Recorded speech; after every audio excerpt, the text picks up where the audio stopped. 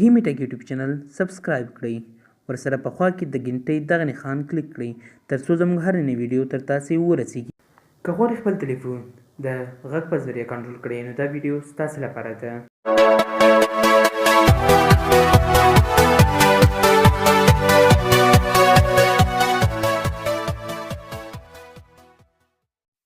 سلامونه، زه رحیم تاسو ټول ته په رحیمي ټک یوټیوب چینل کې ښه راغلاست وایم. زموږ نننۍ ویډیو ته څنګه کولی شو خپل تلیفون د غږ په ذریعه کنټرول کړو. د دې لپاره به تاسې لاړ شئ پلی سټور ته. اول ته په سرچ باکس یا پلټنځای کې به ولیکئ وایس اکسس. د دې برنامې له لارې تاسې کولی شئ چې خپل ټول تلیفون بغیر له ټچ وهلو، بغیر د لاس وهلو کنټرول کړئ. دغه اپلیکیشن چې تاسې وینئ اولنی پلی اپلیکیشن دا به خپل تلیفون کې انسټال کړئ.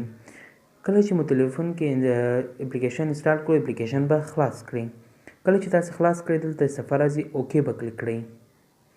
اوکې وهلو نه بعد به لاندې راسئ او دلته تاسې وینئ وایس اکسس دغه کوم اپشن چې تاسې وینئ دا به آن کړئ او اوکې به کلیک کړئ. دې نه بعد به بیرته شاته راسئ. دلته تاسې څخه اجازه غواړي نو تاسې به کنټینیو ووهئ او الو به ووهئ. الو بیا به نیکسټ به ووهئ. نیکسټ بیا هم نیکسټ.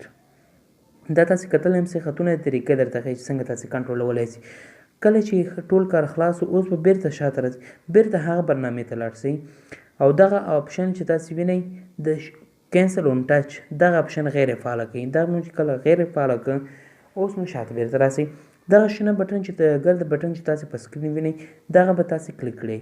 کله چې دا تاسې کلیک کړئ په سکرین باندې تاسې نمبر راځي. د هر اپلیکیشن د هر بټن لپاره ځان ته یو نمبر دی، لکه د کالکولیټر چې تاسې وینئ 8. زه اوس وایم 8. ګورئ ما 8 ویل اپلیکیشن خلاص. اوس غواړم 2 ولیکم نو 2 23 2 25. د هر بټن لپاره ځان ته یو شمیره ده. نو تاسې ولیده چې یعنې په غږ باندې ټول تلیفون کنټرول شو. اوس مثلا زه بیا غواړم یوټیوب ته لاړ شم. د یوټیوب نمبر تاسې دلته وینئ چې 22 دی. 22 نه البته په سکرین باندې تاسې نمبر وینئ د هر اپلیکیشن لپاره ځان ته نمبر دی 24.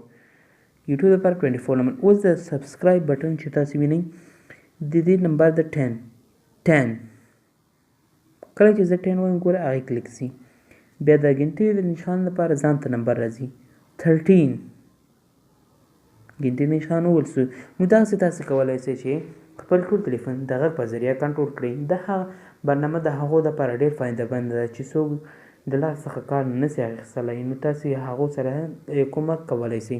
دا و زموږ نننۍ ویډیو. که ویډیو مو خوښه شوې وي ویډیو در سره لایک کړئ او زموږ چینل سبسکرایب کول هیر نه کړئ ځکه موږ به تل همداسې ښکلي ویډیوګانې تاسو ته دروړو.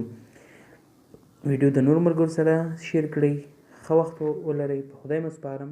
خدای په امان.